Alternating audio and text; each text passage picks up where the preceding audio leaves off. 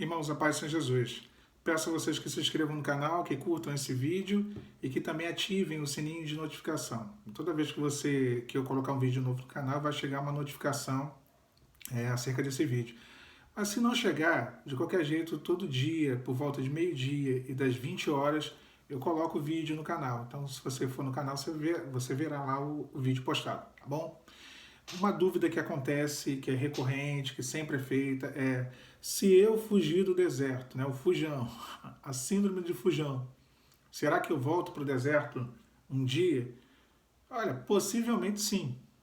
Por quê? Porque Deus ele vai te botar de castigo no milho, o deserto é um castigo, aí você fugiu do castigo, e aí é que nem presidiário, né? Fugiu da prisão e aí a polícia vai atrás para poder prender de novo, é isso que acontece? Não, você mesmo vai se colocar de novo no deserto. É exatamente isso que vai acontecer. Não é que Deus ele te prendeu no deserto, você foge como um presidiário e depois o Senhor vai lá atrás de você e te busca de novo, te prende, te coloca de novo lá na prisão perpétua. Não, de forma alguma. Você vai acabar se prendendo de novo no deserto, né? no presídio do deserto. E por que você diz isso, Alan? Porque o deserto ele tem um caráter punitivo até certo ponto. Até certo ponto, sim, Deus se vale do deserto para poder permitir com que o adversário toque em nós. Na verdade, isso tudo acaba acontecendo por conta dos nossos pecados, das nossas falhas. Mas, irmãos, tem um outro caráter que é tão importante, ou ele pode ser aqui ressaltado tanto quanto esse, que é o da nossa transformação. Casamento os laços matrimoniais possuem leis espirituais. Quando nós quebramos essas leis espirituais que regem o matrimônio, nós nos credenciamos, nos qualificamos a entrar no deserto. Essa é uma realidade. Então nós quebramos essas leis espirituais. Agora, por que quebramos essas leis espirituais? Foram atitudes nossas, coisas que nós fizemos. Agora, por que fizemos? Porque tem comportamentos nossos que fazem parte do nosso temperamento, que fazem parte do nosso caráter, da nossa personalidade, coisas nossas que nos faz agir dessa forma, de forma errada, de uma forma errada, quebrando assim as regras que regem o matrimônio, e por isso o deserto veio. Então, quando você se tira do deserto, você vai lá e pula o muro da penitenciária, você não espera acabar o tempo, né? O tempo que tem que ter no deserto, que ninguém sabe qual é, mas todo mundo tem um tempo, cada um tem o seu tempo, Deus sabe o tempo de cada um. Mas quando você não espera acabar esse tempo e você vai lá e pula o murinho da penitenciária e foge do deserto, arruma uma bonita, um bonito, então você não deixou com que esse processo ele fosse finalizado na sua vida. Então aquilo que Deus tinha que tirar ou transformar em você, para que você pudesse novamente voltar a estar apto a se relacionar com uma pessoa dentro dos princípios de Deus, né? Você, eu, todos nós, isso não foi transformado. Aquilo que tinha que ser tirado não foi tirado, e aquilo que tinha que ser mudado não foi mudado. É como eu sempre falo do bolo, né? O bolo estava no forno e o bolo somos nós, né? Então, não adianta tentar encurtar processo ou fugir dele. Antigamente tinha uma mania, o pessoal tinha uma mania de pegar a manga. Eu não sei se vocês são dessa época, vocês já viram isso, né? O pessoal pegava a manga verde, enrolava a manga verde no jornal e colocava no forno, né? Não acendia o forno não, deixava lá guardado. Antigamente os fogões mais antigos eles tinham uma parte embaixo, tinha uma gaveta embaixo do forno que se abria assim, aí colocava as mangas lá, né? Minha mãe fazia muito isso. A manga estava meio verde ainda e tal, e todo mundo com pressa de comer manga. E a manga ela amadurecia muito rápido com esse procedimento. Só que ela saía de verde para podre, quase. Praticamente isso. Porque quando ela retirava a manga ela não tava, ela perdia algumas propriedades, ela não tinha o mesmo sabor. Então ela estava verde, depois desse processo ela ficava meio que, sabe, aquela coisa que já está muito amarelada, parece que está apodrecendo. Era o que acontecia. Então porque o processo natural de amadurecimento da manga foi desrespeitado, né? A manga amadureceria no pé dela, né? Ou então até mesmo fora do pé, quando tira, né? Tem um tempo ali para poder ela, né, ir maturando ali para estar no ponto certo para comer. Então a gente não quer, nós não queremos aceitar o tratamento de Deus muitas vezes, né? Muitas das vezes nós não queremos. E com isso a gente bate cabeça no deserto. A gente não sai do deserto, mas fica rodando. E alguns se tiram, como eu falei agora. Então Então, se você se tirar do deserto nessa condição, né, verde, sem estar pronto, né, e você se retirar, você vai voltar para o deserto. E aí, de novo, não é porque Deus vai com uma polícia lá atrás de você, não. É porque você não aprendeu. Você não deixou de ser ciumento, você não deixou de ser rixosa, não deixou de ser uma mulher insubmissa, um homem banana, um homem bananão que não...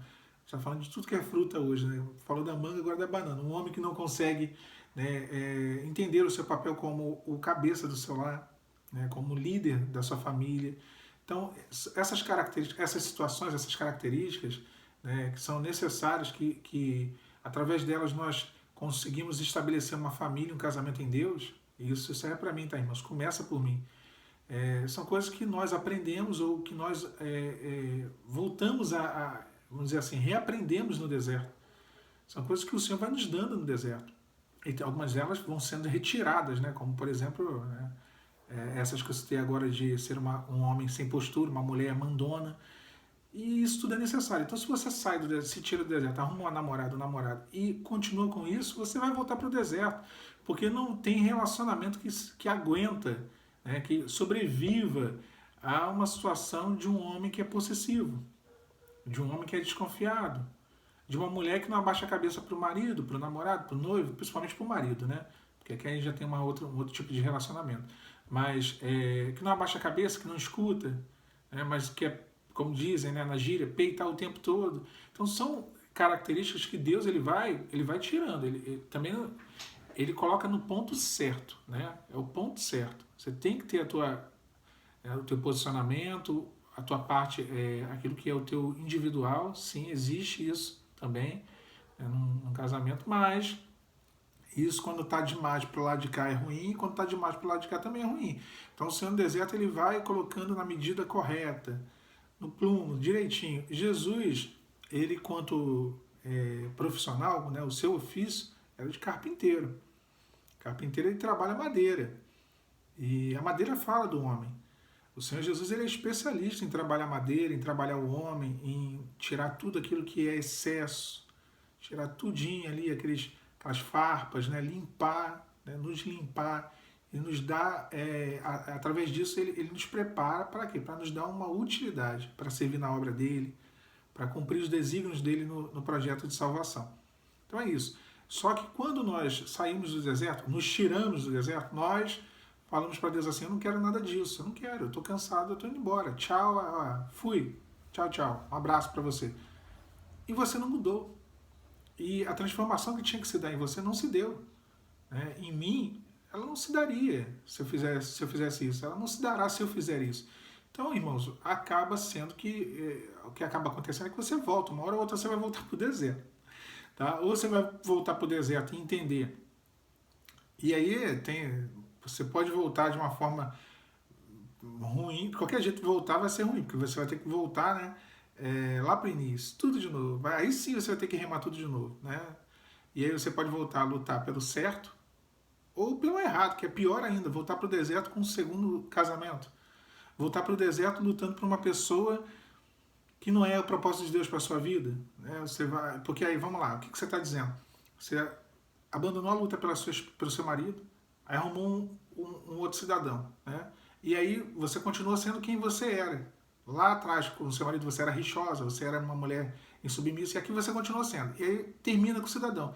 E aí você volta para o deserto, e aí começa a querer, de certa forma, lutar, entre aspas, pelo cidadão. Olha que coisa terrível.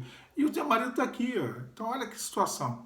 Né? E esse é o pior dos casos. Né? Tem casos que a pessoa consegue entender que essa opção aqui do cidadão ela fez errada. Então ela volta a lutar pelo marido. Mas volta lá para o início. Vai ter que viver o processo de novo. Né? Que nem o vaso que quebra na mão do oleiro e aí tem que ser refeito lá do começo. Então assim, se tu sair do deserto, se tirar, você vai voltar. Vai me desculpar, mas você vai voltar. Tá? Tem um monte de gente se tirando. É difícil. Eu não estou aqui apedrejando ninguém. Eu sei que é uma situação que acontece, quem não fica cansado. Mas eu estou te dando um alerta, meu irmão. Aqui quem vai pode te convencer acerca de você tomar a atitude correta ou não é o Espírito Santo.